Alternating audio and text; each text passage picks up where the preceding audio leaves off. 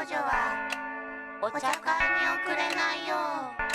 もう何日も眠ることができない。いや、寝れないでいる。寝たらダメだ。寝たら死ぬ。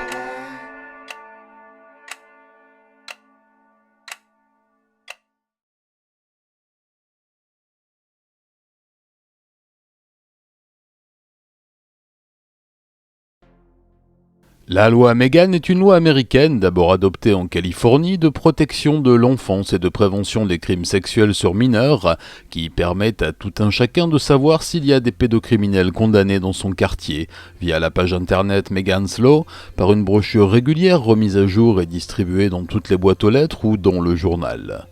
Cette loi a eu des effets très positifs sur le nombre de crimes pervers sur jeunes mineurs dans les États où elle est la plus appliquée, en créant un sentiment de surveillance permanente chez les pédocriminels et en orientant très vite les recherches en cas de disparition d'enfants.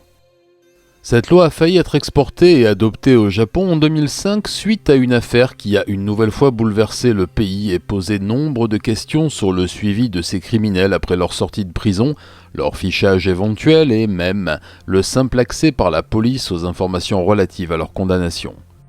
15 ans après Miyazaki Tsutomu, dont je vous ai déjà raconté les horreurs, et 3 ans après Takamura Mamoru, dont je vous ai longuement parlé dans mon premier livre et dont nous parlerons sans tarder en vidéo, l'acte le plus ignoble et impardonnable venait à nouveau d'être commis par un homme déjà condamné pour cela, le viol et le meurtre d'une enfant de 7 ans. L'assassin, Kobayashi Kaoru, 36 ans au moment des faits, était un multirécidiviste condamné 8 fois pour des attouchements, des viols et même une tentative de meurtre sur mineur de moins de 12 ans, mais laissé sans surveillance. Sa petite victime, Ariyama Kaede, était alors devenue le symbole de la lutte contre la pédocriminalité, le crime le plus impardonnable qui soit, et ce, quelle que soit la culture. Mais comment un tel drame a-t-il pu arriver et surtout, qu'est-ce qui a pu pousser un homme à commettre un tel acte ? Laissez-moi vous raconter l'affaire que les journaux de l'époque appelèrent le meurtre de l'écolière de Nara et l'histoire de celui qui en fut le responsable et coupable condamné, Kobayashi Kaoru. Kobayashi Kaoru est né le 30 novembre 1968 à Osaka dans le quartier de Sumiyoshi. Fils unique d'un couple de gérants de station-service, il est né avec un handicap visuel qui, dès le début de sa vie, l'isolera des autres et lui fera prendre du retard dans ses apprentissages. Très occupé par leur travail de pompiste, qui ne payait pourtant pas beaucoup, le couple Kobayashi n'avait pas les moyens de consulter un spécialiste et le petit Kaoru dut apprendre à vivre avec son handicap. Assez tôt dans sa vie, il commencera à être le souffre-douleur d'un père alcoolique et violent qui ne supportait pas de voir son fils unique en retard par rapport à ses camarades. Alors régulièrement, le père ivre et hors de contrôle frappait son fils et l'insultait, le rabaissait sans prendre conscience qu'il semait les graines d'un funeste destin. Lorsque le père avait passé sa colère contre son enfant, qui allait alors trouver du réconfort dans les bras de sa mère, c'était à son tour de subir l'ire de son époux, les coups et bien souvent les viols. Kobayashi dit avoir assisté à maintes reprises à ces séances d'une rare violence sur sa mère, alors qu'il se cachait sous la table ou dans le placard pour ne pas avoir droit à une deuxième salve. En 1976, alors qu'il n'avait que 8 ans et devant les grandes difficultés financières du foyer, son père lui trouva un petit travail de distributeur de journaux. Alors chaque jour, avant d'aller à l'école, le petit Kaoru prenait son vélo et allait poster les journaux du matin dans les maisons du voisinage. Privé des distractions dont jouissaient ses camarades de classe, il était aussi devenu leur souffre-douleur, se moquant de son handicap visuel, de sa surcharge pondérale, mais aussi de la pauvreté de ses parents et des affaires de classe recyclées et sans marque qu'il avait. Mais assez jeune, le petit Kaoru se réfugia dans un monde bien à lui, un univers où sa mère était le seul pilier équilibrant et les mangas qu'il lisait avec peine mais avec passion, une véritable échappatoire aux brimades du quotidien.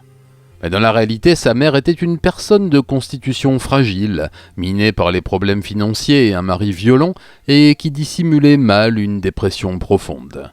En 1978, alors que Kaoru fêtait ses 10 ans, sa chère mère lui annonça qu'elle était enceinte et qu'il allait devenir grand frère, croyant lui faire plaisir, mais ne faisant que déclencher chez lui une véritable panique affective, dont il parlera bien plus tard aux nombreux psychiatres qui le virent. Loin d'être un heureux événement, il apparaît aujourd'hui clairement que cet enfant fut le fruit d'un viol conjugal, la grossesse ne se passa pas bien du tout et Madame Kobayashi dut faire de nombreux séjours à l'hôpital, accentuant un peu plus la détresse financière du foyer, ce qui avait le don de mettre le futur papa dans une colère noire, colère qu'il passait bien sûr sur son fils et, lorsqu'il le pouvait, sur sa femme. À la fin du 8e mois de grossesse, elle dut être à nouveau transportée d'urgence à la clinique où le médecin décidera de provoquer l'accouchement. Mais à cause d'une dystocie mécanique, c'est-à-dire une suite d'incidents graves lors de l'accouchement, le père dut prendre une terrible décision, sauver la maman ou sauver le bébé. Sans aucune hésitation, il choisit de sauver l'enfant, condamnant à mort son épouse sous les yeux horrifiés de Kaoru qui l'avait accompagné.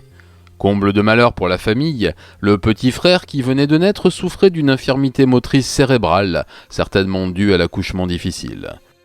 Dans la tête de l'aîné, cette succession d'événements fit l'effet d'une bombe.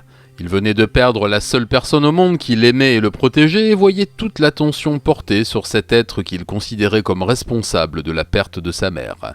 Très vite, sa grand-mère vint vivre chez eux, s'occupant du bébé et du père Kobayashi, sans vraiment prêter plus d'attention que ça à Kaoru, qui continua à vivre seul et isolé du cercle familial, recevant toujours les corrections paternelles à chaque occasion. En parallèle, il avait repris son activité de livreur de journaux et, gardant une partie de son salaire, se payait quelques mangas et dépensait quelques yens dans les salles d'arcade pour oublier un peu son triste quotidien. En 1980, il entra au collège et y vécut des années parmi les pires de son existence. Moqué par ses camarades pour son handicap visuel et son physique, il se réfugia vite dans ce monde qu'il avait créé lorsque sa mère était encore là, mais maintenant, il y plaçait ses héroïnes de fiction favorites en lieu et place d'autorité morale.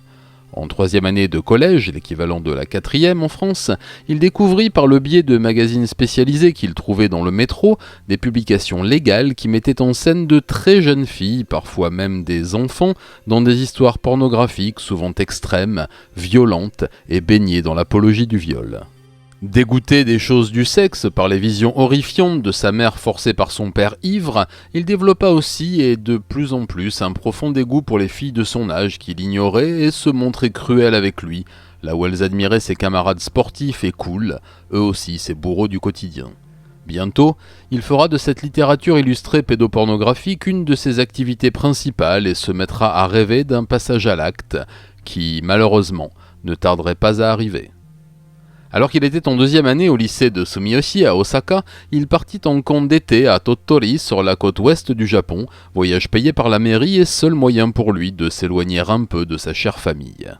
Réparti par âge et par sexe dans des pavillons en pleine campagne, il ne se mêlait que très peu aux garçons de son école et traînait souvent aux alentours de la zone réservée aux filles et plus particulièrement aux petites filles de primaire.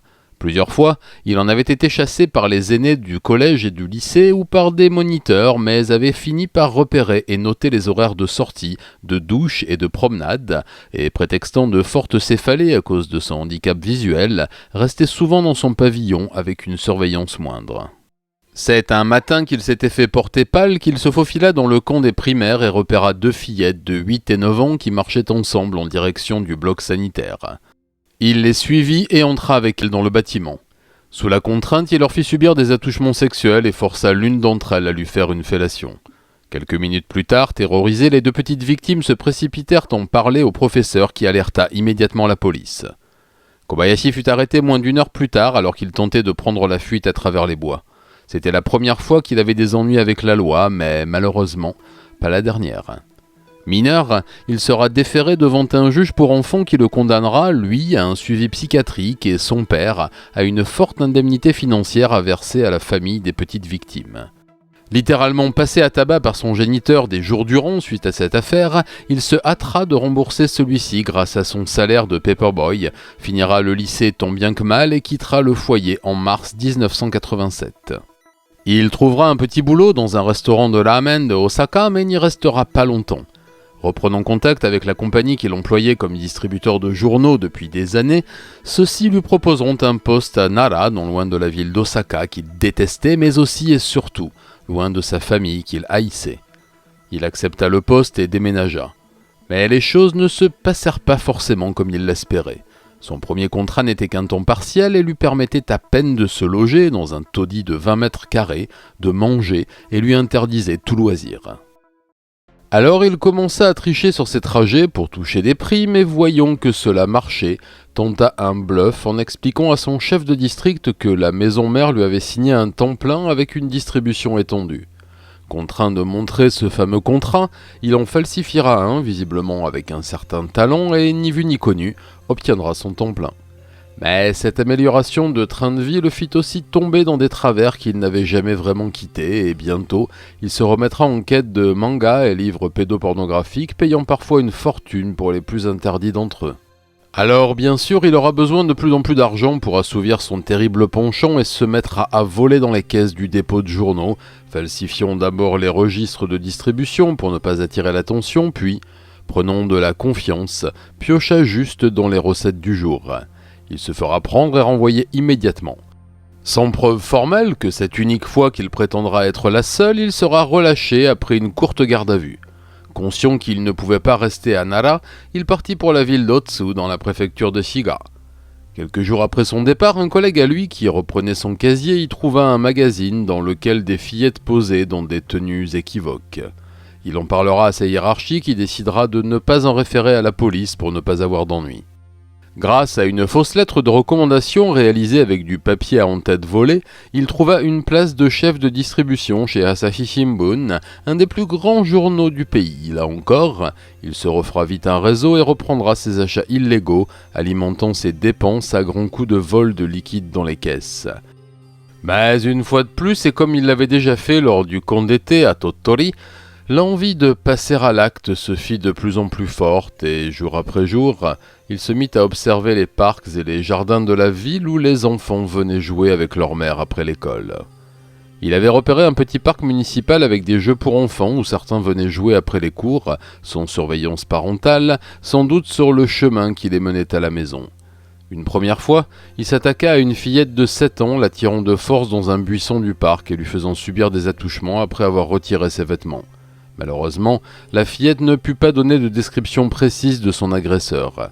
On pense aujourd'hui que Kobayashi avait dû retirer ses lunettes et probablement coiffer une casquette ou un bonnet pour modifier son apparence. Quelques jours plus tard, dans une ruelle non loin du parc, il attira 2 petites filles de 6 et 5 ans derrière une petite baraque de loterie fermée et les forcèrent à le caresser avant de commettre là encore des attouchements sexuels sur elles. Elles iront voir la police mais décriront leur agresseur de façon vague, parlant d'un homme avec des lunettes noires, un bonnet et une grosse écharpe. Le lendemain de cette odieuse agression, c'est une fillette de 5 ans qu'il forcera sous la menace d'un couteau à se déshabiller et à qui il fera subir le pire, puis, la même journée, ce furent à nouveau 2 fillettes de 6 et 7 ans qui subiront la même chose, ne pouvant elles non plus décrire leur agresseur de façon précise. Voyant qu'il pouvait agir en toute impunité, Kobayashi se méfia de moins en moins, alors en décembre 1989, après avoir acheté des friandises et planqué des heures durant dans le parc où il avait pris ses habitudes, il attira 2 petites filles de 5 ans qui s'amusaient sur la balançoire et les attira vers les toilettes publiques situées à la limite du lieu. Il les déshabilla et leur fit subir des attouchements ainsi qu'une tentative de viol sur l'une d'entre elles, avant de partir en courant, laissant ses 2 petites victimes en larmes. Leurs pleurs attirèrent des passants qui, bien vite, alertèrent la police et donnèrent le signalement du suspect. Kobayashi fut arrêté dans l'heure et condamné à 4 ans de prison, dont 2 fermes. Durant ce premier passage derrière les barreaux, il fut examiné par un psychiatre, comme l'exige la loi dans les affaires de pédocriminalité. Après des heures d'entretien, ce dernier diagnostiquera un trouble du comportement sévère et surtout une déviance pédocriminelle avérée. Le médecin fit un rapport aux autorités judiciaires qui ne le transmirent pas à la police et, plus grave encore, Kobayashi termina sa peine sans qu'aucun traitement ne soit proposé et encore moins imposé. Il fut libéré en octobre 1991, bénéficiant des remises de peine et reprit le chemin du travail sans qu'aucun dossier de suivi ne soit envoyé aux autorités de contrôle judiciaire, ni à son commissariat de quartier. Il put retrouver un travail de livreur de journaux, usant à nouveau de fausses lettres de recommandation et se gardant bien de parler de son passé criminel à son employeur. Bénéficiant d'une petite aide à l'installation accordée à tous les nouveaux employés, il put prendre un petit studio dans un grand ensemble de logements et, comme la loi et sa conditionnelle le lui imposaient, se mit au travail très sérieusement. Mais, il le dira plus tard lors de ses auditions, ces années de détention sans accès à cette pédopornographie l'avaient rendu fou, et au plus profond de lui-même, il ne pensait plus qu'à une chose depuis le jour de sa libération, recommencer.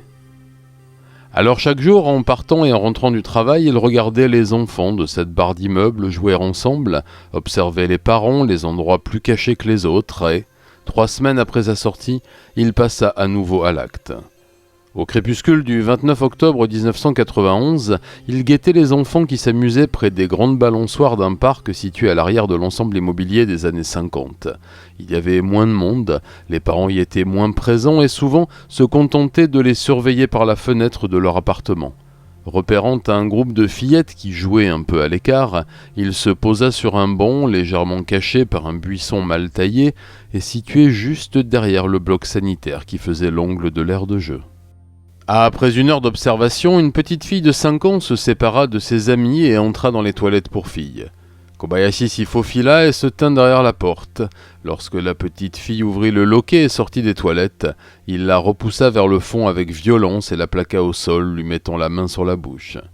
Il la forcera à se déshabiller et lui fera subir des attouchements avant de tenter de lui imposer une fellation.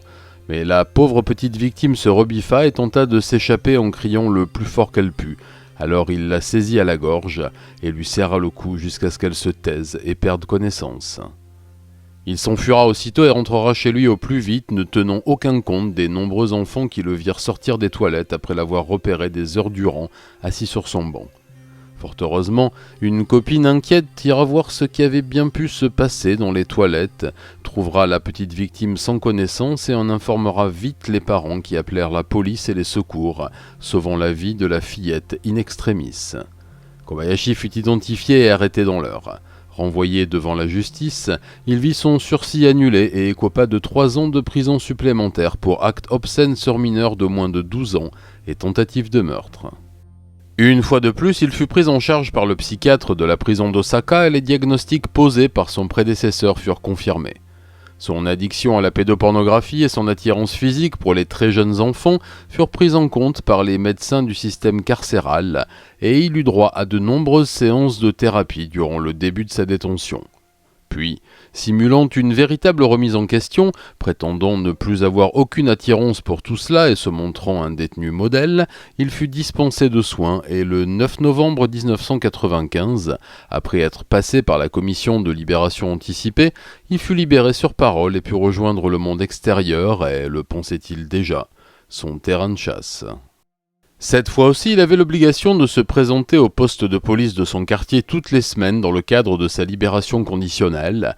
Mais là encore, les Koban, sorte d'îlotiers japonais, ne savaient rien de la nature de sa condamnation, ni de l'appréciation des psychiatres qui préconisaient un suivi post-libératoire par peur d'une récidive. Sa conditionnelle prit fin le 23 juillet 1996 et il se retrouva à nouveau livré à lui-même, dans la nature et sans aucune surveillance. Craignant de retourner en prison s'il faisait un pas de travers, il avait trouvé un emploi de simple distributeur de journaux sans user de fausses lettres qu'il utilisait d'habitude pour de meilleures places. Après 1 an et la levée de ses obligations judiciaires, il postula pour un emploi mieux rémunéré et mieux considéré dans la branche distribution du quotidien Asahi Shimbun, et lettre de recommandation bidon en poche l'obtint. Ce furent visiblement 8 années de calme relatif que Kobayashi vécut à Osaka puis à Nara, gérant la distribution du quotidien dans son arrondissement et se faisant discret auprès de ses collègues de travail, mais aussi de son voisinage. C'est durant cette période qu'il commença à fréquenter les snacks, ces petits bars à hôtesse où l'on vient boire et payer pour de la compagnie. Mais dans le cas de Kobayashi, son témoignage et ceux des femmes interrogées après son arrestation en attesteront. Il ne venait pas pour ça. Toujours seul, il passait des heures à chanter sur la machine à karaoké et à boire du whisky premier prix à sa table sans jamais s'offrir les services d'une seule fille. Devenu un habitué, il lui arrivait souvent de parler aux hôtesses et de s'inventer une vie, notamment celle d'un homme divorcé et au cœur brisé, qui avait une fillette de 7 ans qu'il ne pouvait pas voir.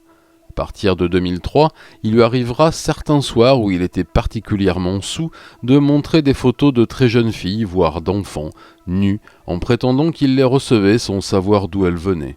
Au détour de conversation, il demandait aux hôtesses des établissements qu'il fréquentait si elles ne connaîtraient pas des endroits où il pourrait passer du temps avec des petites filles du type de celles qu'il leur montrait. Mais lorsque celles-ci faisaient part de leur réprobation, voire de leur colère, il partait immédiatement dans des pirouettes, arguant qu'il plaisantait. En janvier 2004, il trouva une annonce déposée par le journal Mainichi Shimbun qui recherchait un responsable de distribution pour sa branche logistique Yusato de Osaka.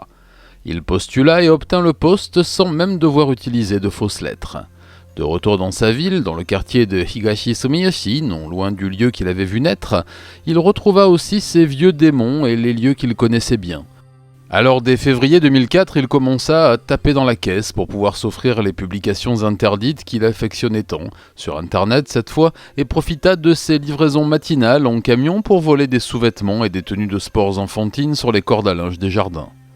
Malgré plusieurs plaintes des familles, aucun lien avec Kobayashi ne fut établi par la police ne connaissant rien de son passé de pédocriminel.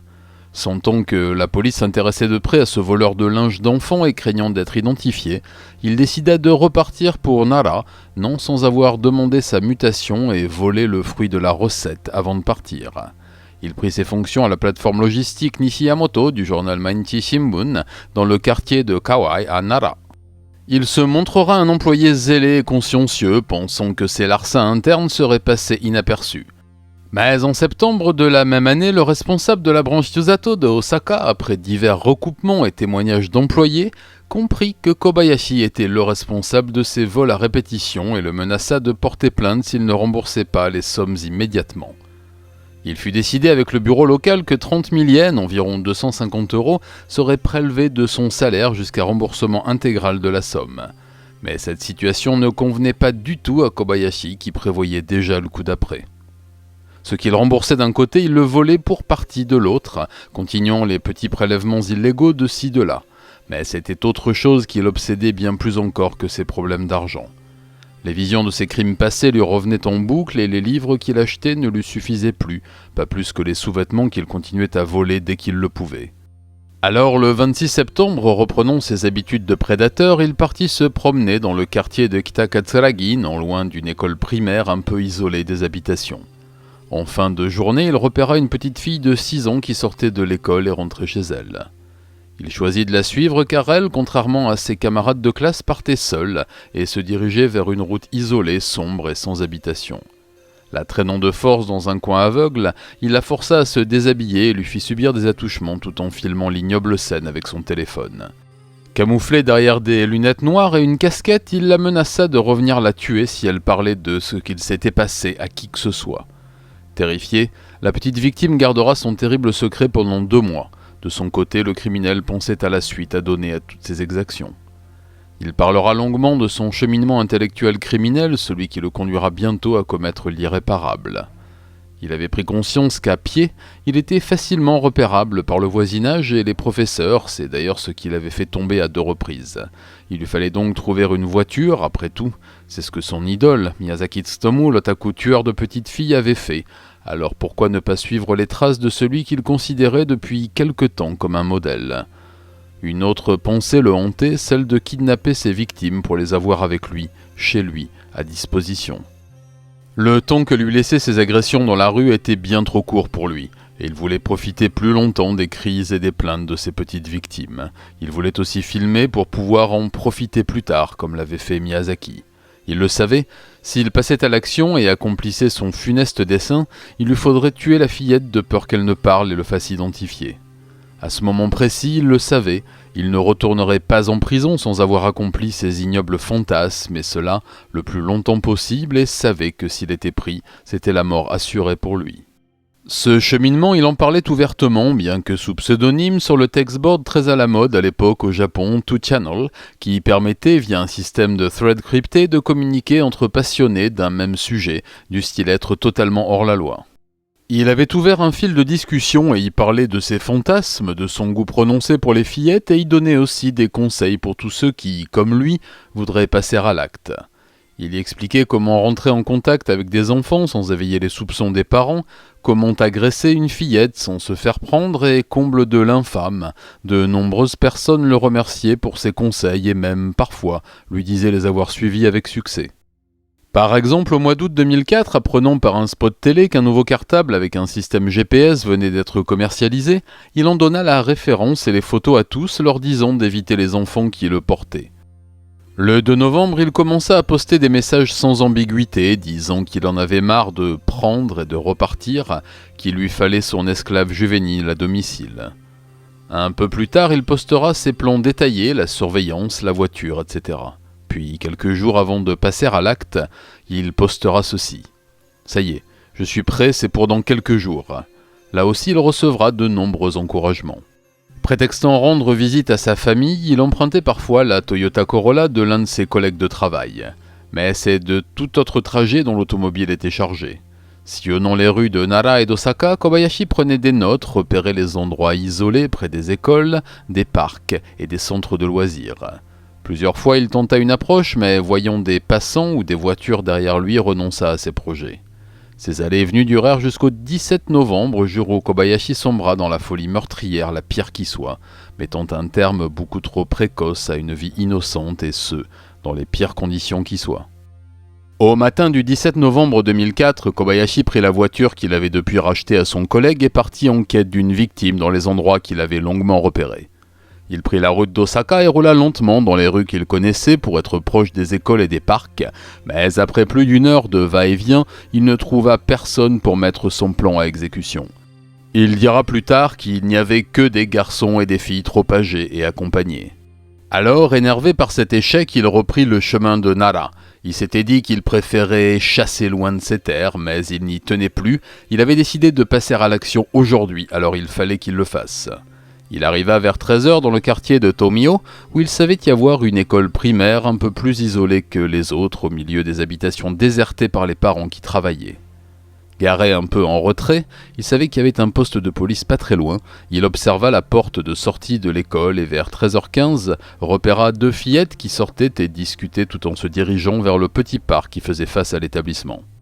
Il resta là à les regarder jusqu'à 13h30, voyant si personne d'autre ne venait, mais vers 13h40, alors qu'il s'apprêtait à démarrer son véhicule, une femme, la mère de la victime, vint parler avec l'une des petites, lui donna un petit paquet, un dessert en fait, puis repartit en lui disant de ne pas tarder à rentrer.